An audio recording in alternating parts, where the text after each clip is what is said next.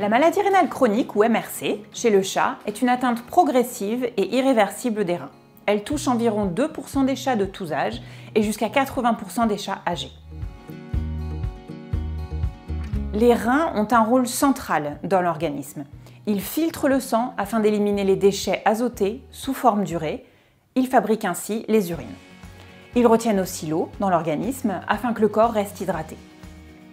Les reins jouent aussi un rôle dans le maintien de la pression artérielle que l'on appelle couramment la tension. Ils activent également la vitamine D qui est importante pour l'équilibre calcium-phosphore.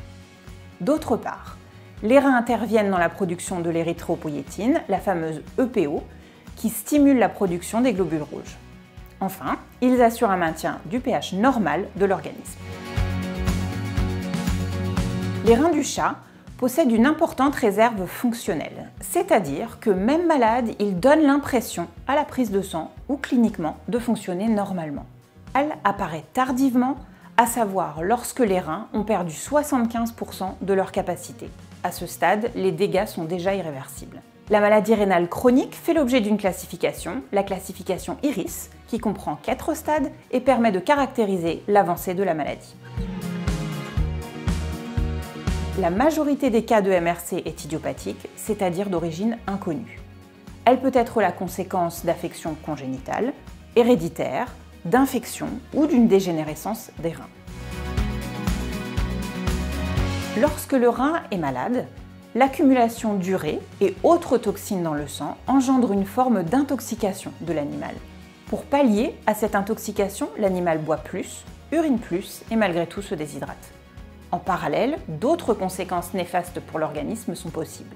Quand le taux de phosphore augmente dans le sang, la production de PO diminue et une anémie, c'est-à-dire une baisse des globules rouges dans le sang, se développe. Enfin, la maladie rénale chronique est progressive et malheureusement irréversible, en particulier si elle est d'origine dégénérative. Les symptômes apparaissent de façon lente et insidieuse. Le premier signe est souvent une augmentation de la prise de boisson et de la production d'urine. Malgré cela, le patient peut se déshydrater car son rein a perdu la fonction essentielle de retenir l'eau.